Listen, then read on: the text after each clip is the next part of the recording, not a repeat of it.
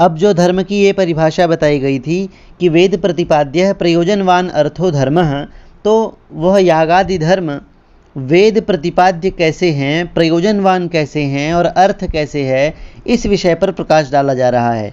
और कह रहे हैं कि सच यागादि ही यजेत स्वर्ग कामः इत्यादि वाक्येन स्वर्गम उद्दिश्य पुरुषम प्रतिविधीयते, कि वह यज्ञ आदि, ठीक है, कि वह यज्ञ आदि जो है, जो हमें यह विधान करने को कह रहा है, यह हमें विधिवाक्य यह बता रहा है, वेद का वाक्य यह बता रहा है कि यजेत स्वर्ग कामः, कि स्वर्ग के इच्छुक जो हैं, स्वर्ग पाने के इच्छुक जो हैं, वो यजेत माने यज्ञ करें। तो यह जो विधि वाक्य है, इत्यादि वाक्येन, इस विधि वाक्य के द्वारा, इस वेद वाक्य के द्वारा स्वर्गम उद्देश्य, स्वर्ग को उद्देश्य बना करके, मनुष्य का उद्देश्य स्वर्ग को बना करके पुरुषम प्रति विधीयते, एक पुरुष को यह कहा जा रहा है कि अगर तुम स्वर्ग चाहते हो तो यज्ञ करो। ठीक है, इस वाक्य के द्वारा उस याग का विधान स्वर्ग के उद्देश्य से पुरुष के प्रति किया जा रहा है। ठीक है, तथा ही यजेत, अब यहाँ पर यजेत जो पद है, संस्कृत में पद उसे कहते हैं जो सुप और तिंग प्रत्यय जिसके अंत में लगे होते हैं, सुप्तिगंतम पदम। सुप प्रत्यय संज्ञा शब्दों के अंत में लगते हैं और तिंग जो प्रत्यय हैं वो क्रियापदों के अंत में लगते हैं। यदि आप निरुक्त पढ़ेंगे तो वहाँ पर पद को 4 भागों में बांटा गया है, नाम, आख्यात, उपसर्ग और निपात। उसमें जो नाम है वह संज्ञा पद हैं, आख्यात जो शब्द है वह क्रियापदों के लिए आया है, और जो क्रियापद हैं वो तिंग प्रत्ययों से बनते हैं। तिंग प्रत्यय जिनके अंत में लगते हैं उनसे ही क्रियापद बनते हैं, और ये तिंग प्रत्यय लकारों में विभक्त होते हैं। ठीक है, तो तिंग का मतलब ही है आख्यात, और लकार जो हैं उनमें ये तिंग प्रत्यय लगे होते हैं। लकारों के अपने अपने रूप होते हैं, अलग अलग कालों में लकार चलते हैं। 10 लकार हैं और 9 ये तिंग प्रत्यय हैं, परस्मय पद के 9 और आत्मनेय पद के 9। ठीक है, तिप तस्जी सिप्थस्थ मिप वस्मस्थ आतामझ थास आतामध्वम इड वही महिंग, ये जो हैं 18 तिंग प्रत्यय हैं, 9 आत्मनेय पद के और 9 परस्मय पद के। अब यहाँ पर यह यजेता जो पद है यह विधिलिंग लकार का है। ठीक है, और यहाँ पर कह रहे हैं कि यजेत पद में इत्यत्र अंशद्वयम, इत्यत्र अस्ति अंशद्वयम, यहाँ पर इस यजेत पद में 2 अंश हैं। पहला यज धातु है और दूसरा प्रत्यय है।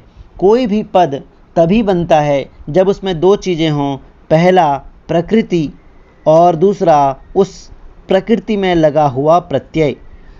ठीक है, जैसे यज धातु जो है वह यज प्रकृति है और उसमें जो त प्रत्यय लगा है जो कि विधिलिंग लकार को बता रहा है, तो इस प्रकृति और प्रत्यय के मेल से ही बना है पद यजेत पद। इसमें प्रकृति क्या है, यज धातु है, और त जो है वह प्रत्यय है। तो यहाँ पर कह रहे हैं कि इस यजेत पद में यज धातु है यानी कि प्रकृति है, और त जो है वो प्रत्यय है। इस तरह से इसके 2 अंश बनते हैं।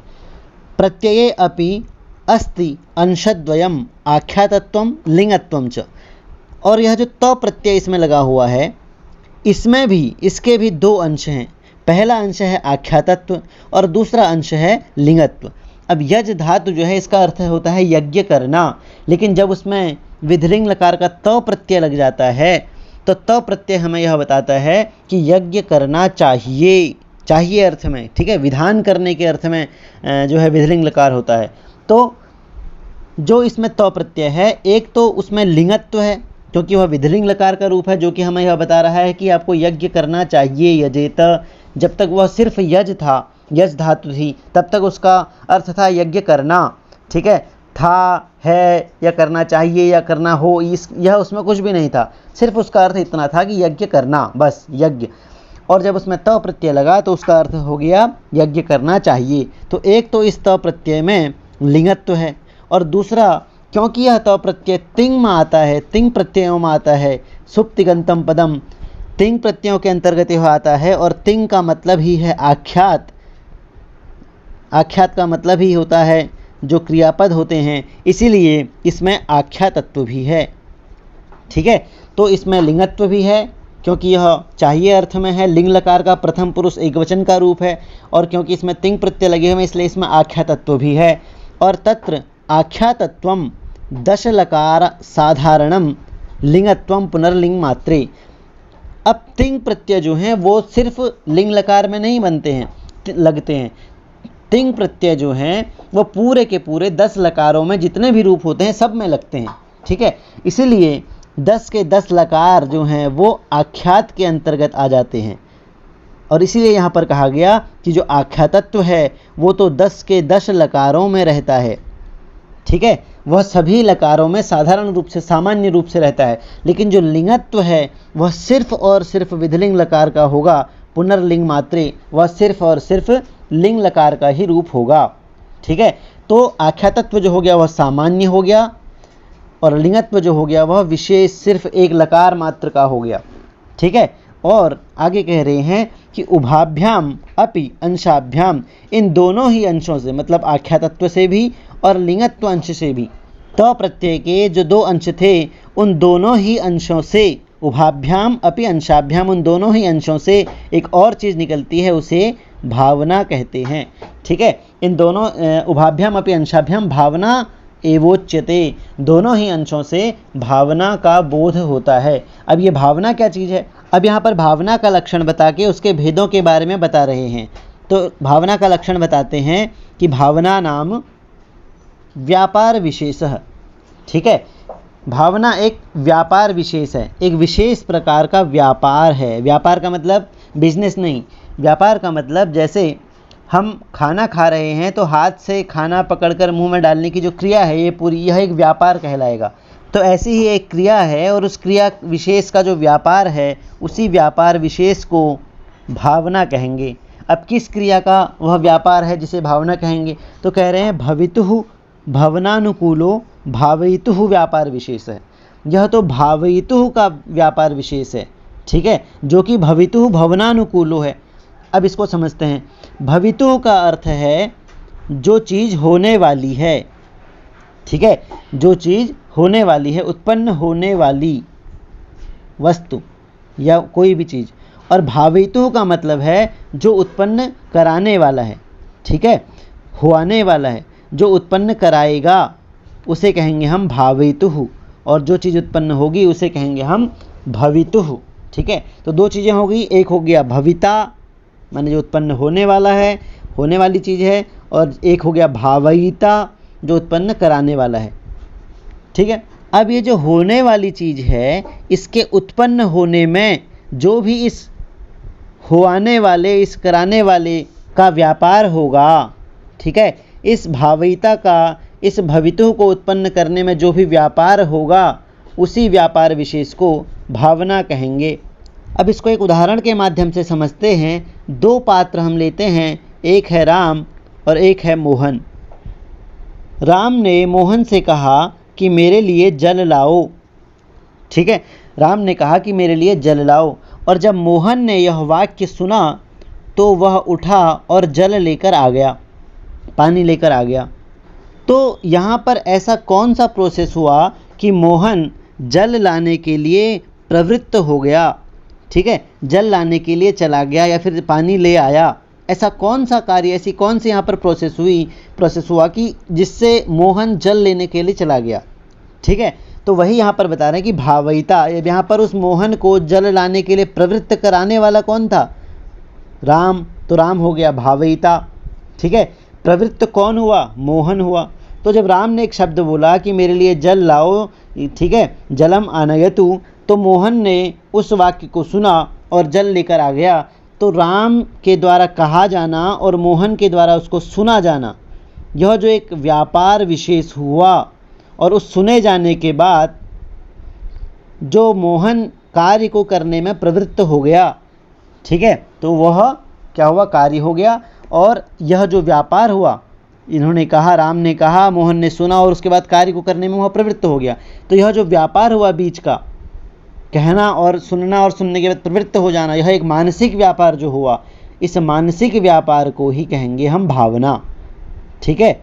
मोहन के मन में एक मानसिक व्यापार हुआ, जलम आनयतु सुनते ही वह उठा और जल लेकर आ गया। तो यह जो मानसिक व्यापार हुआ एक तरह का, ठीक है, जल लाने की क्रिया से पहले, उसे ही हम कहेंगे भावना, ठीक है। अब यह भावना जो है ये 2 प्रकार की होती है, साद्विधा, शाब्दी भावना और आर्थी भावना। तो यहाँ पर दो कार्य हुए। पहला कार्य कि राम के मन में यह आया कि मैं मोहन को जल लाने के लिए कहूँगा, मतलब मोहन को जल लाने के लिए प्रवृत्त करने की भावना राम के मन में आई। और उसके बाद मोहन ने जब उन वाक्यों को सुना जलम आनयतु, तो वह जल लेने के लिए प्रवृत्त हो गया। ठीक है, ये दो कार्य हुए। अब यह जो कहा गया कि शाब्दी और आर्थी भावना, शाब्दी भावना राम ने कहा जलम आनयतु, तो ये शब्द हैं जलम आनयतु, और इसके बाद हो गई मोहन में प्रवृत्ति, जल लाने की प्रवृत्ति उत्पन्न हो गई, वह जल लाने के लिए प्रवृत्त हो गया। तो राम ने कहा जलम आनयतु, और यह शब्द मोहन को जल लाने में प्रवृत्त कर गए। तो यह राम के मन में उत्पन्न हुई भावना कि मुझे मोहन को प्रवृत्त करना है, इसलिए यह हो गई शाब्दी भावना। और मोहन उसको सुनने के बाद यह समझा कि मुझे जल लेकर आना है, इसलिए मोहन का जो मानसिक व्यापार हुआ वह क्या हुआ, आर्थी भावना। ठीक है, राम ने कहा कि मुझे मोहन को जल लाने हेतु प्रवृत्त कराना है, तो उसने शब्दों का प्रयोग किया, शाब्दी भावना जलम आनयतु। ठीक है, उसके बाद मोहन ने इसका अर्थ ये समझा कि मुझे राम के लिए जल लेकर आना है, और वह जल लाने के लिए प्रवृत्त हो गया और जल लेकर आ गया, तो यह क्या हो गई, आर्थी भावना। ठीक है, अब इनको और विस्तार पूर्वक समझते हैं, भेदों के साथ समझते हैं। तो उदाहरण हमारा वही रहेगा, यजेता स्वर्ग काम है। तो यहाँ पर आगे कहते हैं तत्र, मतलब उन दोनों भावनाओं में से, शाब्दी और आर्थी भावनाओं में से शाब्दी भावनाओं को अब अच्छी तरह से बताया जा रहा है। तो तत्र माने उन दोनों भावनाओं में से पुरुष प्रवृत्ति अनुकूलो भावयितुर व्यापार विशेषः शाब्दी भावना, मतलब यह जो शाब्दी भावना है यह भावयिता का व्यापार विशेष है। ठीक है, और ऐसा व्यापार विशेष है जो कि उस पुरुष को अनुकूल कर दे रहा है प्रवृत्ति में। ठीक है, उस पुरुष की प्रवृत्ति के अनुकूल यह व्यापार विशेष है भावयिता का, जिसके बाद वह पुरुष कार्य करने हेतु प्रवृत्त हो जा रहा है। इसका मतलब जो भावयिता का व्यापार विशेष है वह पुरुष की प्रवृत्ति के अनुकूल है। ठीक है, और यही व्यापार विशेष जो कि भावयिता का है उसे हम कहेंगे शाब्दी भावना। और वह भावना जो है साच लिंग अंशेन उच्यते, मतलब उस यजेत पद में जो त है उसके दो भाग हैं, एक तो लिंगत्व है लकार में जो आता है, और एक आख्यातत्व है जो दसों लकारों में सामान्य रहता है। तो उस आख्यातत्व के अंश से नहीं बल्कि लिंगत्व के अंश से यह शाब्दी भावना कही जाती है। क्योंकि अगर यजेत जो पद है, अगर इसमें लिंग लकार का जो रूप है त प्रत्यय अगर वह नहीं होगा तो पुरुष प्रवृत्त ही नहीं हो पाएगा, क्योंकि उसका वह अर्थ ही नहीं निकलेगा। अगर कोई कहेगा यज, ठीक है, यज स्वर्ग काम है, तो इसका क्या अर्थ निकला, स्वर्ग का इच्छुक यज्ञ, बस इतना ही तो निकला। लेकिन अगर हमने ये त प्रत्यय लगा दिया तो इसका मतलब ये निकला कि स्वर्ग की कामना करने वाले को यज्ञ करना चाहिए। तो त प्रत्यय जो लगा वह लिंगत्व का अंश था, और इसीलिए इस लिंगत्व अंश से ही निकलती है शाब्दी भावना। ठीक है, लिंग अंशेन उच्यते, लिंग अंश के द्वारा यह शाब्दी भावना कही जाती है या फिर यह प्रवृत्त कराती है। और जो सुनने वाला है, जो पुरुष प्रवृत्त हो रहा है, ठीक है, वह क्या समझता है, लिंग श्रवणे, लिंग लकार का तत्व या अंश जो त प्रत्यय है, जब उसे वह सुनता है, जो जिस मनुष्य को प्रवृत्त होना है, वह जब इस लिंग का श्रवण करता है तो वह यह समझता है कि अयम माम प्रवर्तयति, कि यह भावयिता जो है यह मुझको प्रवर्तित करना चाहता है, यह मुझे किसी कार्य में लगाना चाहता है। और मत प्रवृत्ति अनुकूल व्यापारवान अयम इति नियमेन प्रतीते है, और वह यह समझता है कि मुझे प्रवृत्त करा दे जो, ठीक है, ऐसी मेरी प्रवृत्ति के अनुकूल व्यापार वाला यह भावयिता है। इस भावयिता में मेरी प्रवृत्ति को उत्पन्न कराने वाला व्यापार है, तभी तो यह बोल रहा है कि यजेत स्वर्ग काम है और मैं यज्ञ करने लग जा रहा हूँ। ठीक है, तो इसका मतलब मेरी प्रवृत्ति के अनुकूल व्यापार वाला यह भावयिता है। ठीक है, मत प्रवृत्ति अनुकूल व्यापारवान, मेरी प्रवृत्ति को उत्पन्न कराने वाला व्यापार है जिसके अंदर, जिसमें ऐसा यह भावयिता है। इस तरह से उसको नियम से इसकी प्रतीति होती है। नियम से मतलब जब जब विधि वाक्य ये कहेगा, वेद वाक्य कहेगा कि ऐसा करो, तब तब जो है मनुष्य उसको करने के लिए प्रवृत्त होगा। और यह नियम है। नियम क्या है कि यत् यस्मात् शब्दात् नियमतः प्रतीयते तत्तस्य वाच्यम। वाच्य माने अर्थ, वाचक माने शब्द। तो कह रहे हैं कि यस्मात् शब्दात् नियमतः, नियम पूर्वक जिस शब्द से नियमतः जिस अर्थ की प्रतीति होती है वह अर्थ ही उस शब्द का वाच्य कहलाता है। तत् माने वह अर्थ, तस्य माने उस वाचक शब्द का, वाच्य माने वाच्य कहलाता है, मतलब वाच्यार्थ कहलाता है। जिस शब्द को सुनकर हमें जिस अर्थ की प्रतीति होती है वह अर्थ ही उस शब्द का वाच्य कहलाता है, वाच्यार्थ कहलाता है। यथा माने जैसे, गाम आनय, एक वाक्य बोला गया गाम आनय, गाय को लाओ। इत्यस्मिन् वाक्ये गो शब्दस्य गोत्वम।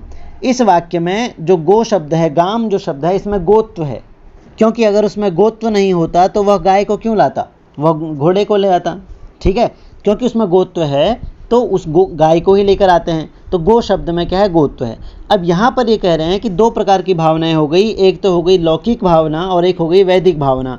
लौकिक भावना जब होगी, जब संसार में इस लोक में कोई व्यक्ति किसी को बोलेगा कि गाम आनय, तो वहाँ पर वह जो भावयिता का व्यापार विशेष होगा, सच व्यापार विशेष है लौकिक वाक्य पुरुषनिष्ठो, अभिप्राय विशेष है, वह एक पुरुषनिष्ठ होगा, वह एक पुरुष के अंतर होगा, पुरुष के अंदर होगा, और वह किसी अभिप्राय विशेष से होगा। गाम आनय एक व्यक्ति ने बोला, दूसरे व्यक्ति को बोला, तो वह जो भावयिता का व्यापार विशेष था वह क्या हुआ, पुरुषनिष्ठ हुआ।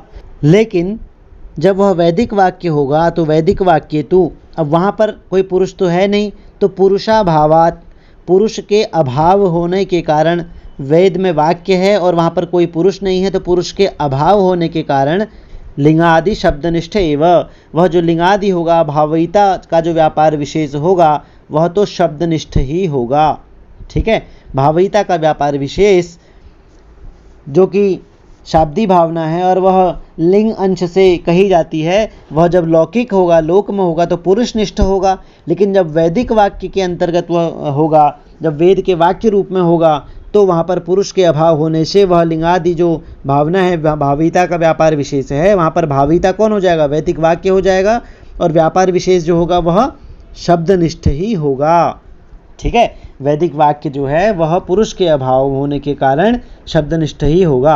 अतएव शाब्दी भावना व्यवह्रियते, तो इसलिए इसका नाम शब्दमय निष्ठ होने के कारण शाब्दी भावना पड़ा। इस भावना का नाम शब्दमय निष्ठ होने के कारण, शब्द में होने के कारण इसका नाम क्या पड़ा, शाब्दी भावना। ठीक है, इस तरह से इसका व्यवहृत माने व्यवहार किया जाता है या किया जाना पड़ा।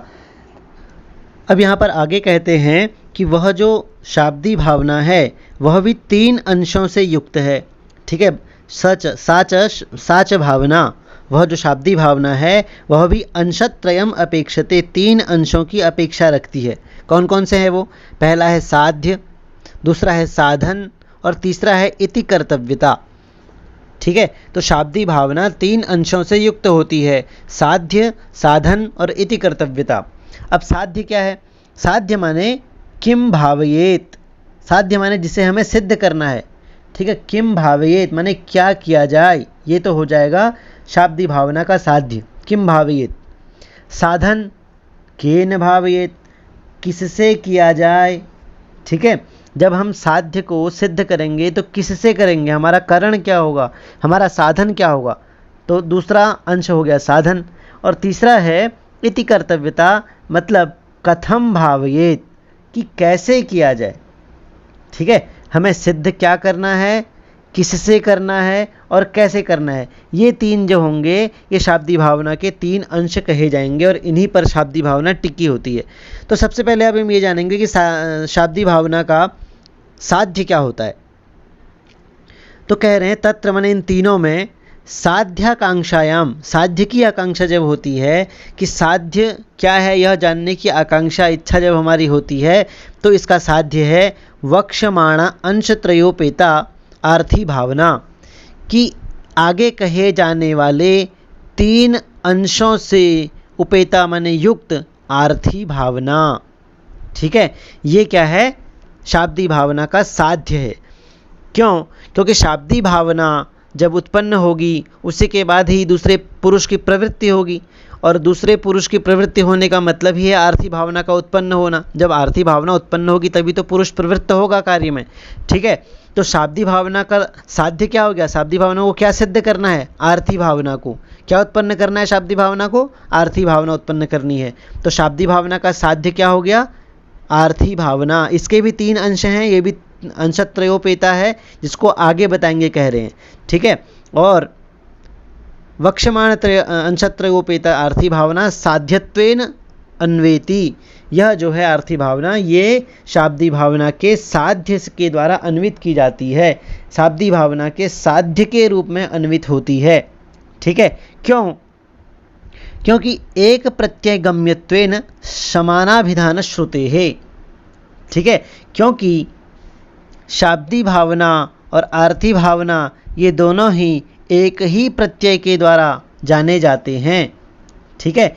एक ही प्रत्यय, दोनों भावनाएं जो हैं वो एक प्रत्यय, जब हमने यजेत स्वर्ग काम है बोला तो यजेत में जो त प्रत्यय लगा हुआ है उस त प्रत्यय के द्वारा ही, जब उस त प्रत्यय का प्रयोग भावयिता ने किया शाब्दी भावना के द्वारा, तो ही उस त प्रत्यय को सुनकर आर्थी भावना जो है भवितों के मन में उत्पन्न हुई, ठीक है। तो दोनों भावनाएं जो हैं एक ही प्रत्यय के द्वारा समझी जाती हैं। समानाभिधान श्रुते है, एक ही अभिधान होता है सुनने में दोनों का, ठीक है। इसीलिए त जो है इस एक प्रत्यय के ही दोनों भावनाओं का बोधक होने के कारण आर्थी भावना जो है वह शाब्दी भावना का साध्य होती है, ठीक है। एक तो ये कारण बता दिया जो कि एग्ज़ाम के लिए है, और सामान्य रूप से अगर हम समझना चाहते हैं तो शाब्दी भावना को कहने का कारण ही यह है कि आर्थी भावना उत्पन्न करना जिससे कि प्रवृत्ति हो जाए, तो शाब्दी भावना का साध्य जो है वह क्या बन जाएगा? आर्थी भावना बन जाएगी। आगे कह रहे हैं कि साध्य ये भी बन सकता है संख्यादीनाम, ठीक है। संख्या आदि भी समान प्रत्यय बोध हैं, क्योंकि त प्रत्यय से हमें संख्या पुरुष आदि का भी बोध होता है। यजेत जब बोलते हैं तो प्रथम पुरुष एकवचन का बोध होता है, तो क्या संख्या आदि भी एक प्रत्यय गम्य होने के कारण साध्य बन सकते हैं? साध्यत्वेन अन्वयः तो नहीं बन सकते, न साध्यत्वेन अन्वयः वो साध्य नहीं बन सकते, क्योंकि उनमें शाब्दी भावना के साध्य होने की योग्यता नहीं होती है, ठीक है। यदि जो भवितु जो पुरुष है, जो दूसरा पुरुष है, वह यह त को सुनकर, यजेत में त को सुनकर वह प्रवृत्ति न करे, बस वह संख्या और लिंग आदि जान ले, पुरुष आदि जान ले, तो उससे उसमें प्रवृत्ति उत्पन्न नहीं होगी, ठीक है। लेकिन यदि वह उसके अर्थ को समझ जाएगा तो ही उसमें प्रवृत्ति उत्पन्न होगी। इसीलिए शाब्दी भावना का साध्य होने की योग्यता केवल आर्थी भावना में है, संख्या आदि में नहीं है, ठीक है। आगे कह रहे हैं साधनाकांक्षायाम। अब आर्थी भावना को उत्पन्न करना है तो शाब्दी भावना का साधन क्या होगा, करण क्या होगा, किससे वह आर्थी भावना को उत्पन्न करेगी? तो साधनाकांक्षायाम, साधन की आकांक्षा होने पर हम ये जानते हैं कि शाब्दी भावना का जो साधन होगा आर्थी भावना को उत्पन्न करने में वह क्या होगा? लिंगादि ज्ञानम, लिंग लकार आदि का ज्ञान, ठीक है। तो लिंगादि ज्ञानम करणत्वेन अन्वेति तस्य च करणत्वम न भावनोत्पादकत्वेन, मतलब वह जो लिंगादि ज्ञान है यह साधन बनेगा शाब्दी भावना का आर्थी भावना को उत्पन्न करने में, ठीक है। इसीलिए कह रहे हैं कि लिंगादि ज्ञानम करणत्वेन अन्वेति, ठीक है। लिंगादि ज्ञान जो है, लिंग लकार आदि का ज्ञान जो है, यदि हमको लिंग लकार आदि का ज्ञान ही नहीं होगा तो यजेता सुनने से वो उसमें आर्थी भावना कैसे उत्पन्न होगी? तो पहले लिंगादि का ज्ञान होना चाहिए। लिंगादि के ज्ञान होने पर ही तो को सुनकर उसमें प्रवृत्ति उत्पन्न होगी दूसरे पुरुष में, जो जिसके अंदर आर्थी भावना उत्पन्न होनी है। तो इसीलिए लिंगादि ज्ञान का होना आवश्यक है। इसीलिए शाब्दी भावना का साधन जो है वह लिंगादि ज्ञान बन जाएगा, और साध्य जो है वो आर्थी भावना है ही। अब यहाँ पर एक संभावना और यहाँ पर दे रहे हैं कि तस्य च करणत्वम न भावना उत्पादकत्वेन। अब हमें यहाँ पर यह नहीं समझना चाहिए कि जो लिंगादि ज्ञान है वह भावना, इस भावना का मतलब है शाब्दी भावना, उस शाब्दी भावना को भी उत्पन्न कर सकता है, ठीक है। यह हमें पहले से पता होना चाहिए कि शाब्दी भावना उत्पन्न नहीं होती है, ठीक है। लिंगादि ज्ञान शाब्दी भावना का कारण बन सकता है, लेकिन शाब्दी भावना का साध्य नहीं है वह। क्यों? क्योंकि शाब्दी भावना पहले से ही उस लिंगादि ज्ञान में रहती है। ठीक है, तत्पूर्वम अपि तस्याः शब्देः सत्वात्। आप लिंगादि ज्ञान को शाब्दी भावना का साध्य नहीं मान सकते कि वह शाब्दी भावना को उत्पन्न करता है। इसलिए नहीं मान सकते क्योंकि लिंगादि ज्ञान से पहले भी शाब्दी भावना उसमें रहती है। ठीक है, और जब पहले से ही शाब्दी भावना उसमें रहती है तो वह उसका साध्य कैसे हो सकता है? वह उसका करण हो सकता है, वह उसका सहायक हो सकता है अर्थी भावना को उत्पन्न करने में। ठीक है, तत्पूर्वम अपि, क्योंकि पहले से ही तस्याः शब्दे सत्वात्, तो शाब्दी भावना का शब्दे माने उस लिंगादि में, सत्वात् माने उपस्थित होने से वह शाब्दी भावना का सहायक तो हो सकता है लेकिन साध्य नहीं होगा। ठीक है, वह करण तो हो सकता है, साधन तो हो सकता है, लेकिन साध्य नहीं होगा। ठीक है, किंतु भावना ज्ञापकत्वेन शब्द भावना भाव्य निर्वर्तकत्वेन वा, और साधन वह क्यों होगा? क्यों वह शाब्दी भावना का साधन बनेगा? क्यों? इसलिए बनेगा क्योंकि शाब्दी भावना उत्पन्न तो नहीं होती, लेकिन हमें लिंगादि ज्ञान के बाद ही शाब्दी भावना का ज्ञान होता है। इसका मतलब ये नहीं है कि लिंगादि ज्ञान से शाब्दी भावना उत्पन्न हुई, हमें उसका ज्ञान बाद में हो रहा है। शाब्दी भावना पहले से ही लिंगादि ज्ञान में है। ठीक है, हमें उसका ज्ञान बाद में हो रहा है, लिंगादि ज्ञान के बाद हमें शाब्दी भावना का ज्ञान हो रहा है। या फिर हम इसको ऐसे भी कह सकते हैं कि शब्द भावना भाव्य निर्वर्तकत्वेन वा, कि शाब्दी भावना का जो साध्य है, शब्द भावना भाव्य, भाव्य माने साध्य, कि शाब्दी भावना का जो साध्य है वो है आर्थी भावना, और आर्थी भावना को उत्पन्न करने के कारण, ठीक है, निर्वर्तकत्वेन, आर्थी भावना की उत्पत्ति का मूल होने के कारण, उत्पत्ति का कारण होने के कारण, ठीक है, उत्पत्ति में साधन होने के कारण यह जो लिंगादि ज्ञान है यह शाब्दी भावना का साधन बनता है। ठीक है, आगे अब जो अंतिम बचा इति कर्तव्यता, तो इति कर्तव्यता क्या है? इति कर्तव्यता आकांक्षायाम, इति कर्तव्यता को यदि हम जानना चाहते हैं, शाब्दी भावना की इति कर्तव्यता क्या होगी यदि हम जानना चाहते हैं, तो अर्थवाद ज्ञाप्य प्राशस्त्यम इति कर्तव्यतात्वेन अन्वेति। ठीक है, अर्थवाद बोलते हैं प्रशंसा को। ठीक है, तो जब इति कर्तव्यता क्या है शाब्दी भावना की, यह जानने की आकांक्षा हमारी होती है, तो हम अर्थवाद के द्वारा उस यज्ञ की, उस मंत्रों की, उस याग की प्रशंसा कर देते हैं। अर्थवाद के द्वारा ज्ञाप्य प्राशस्त्यम, जो जाने जाने वाली जो प्राशस्त्य है, जो प्रशंसा है, जो बोध्य प्रशंसा है, उसी को हम इति कर्तव्यता के रूप में अन्वित करते हैं, या फिर उसी को वही जो है वह प्रशंसा ही इति कर्तव्यता के रूप में अन्वित होती है। ठीक है, तो इस तरह से शाब्दी भावना के तीनों अंशों के बारे में हमने जाना।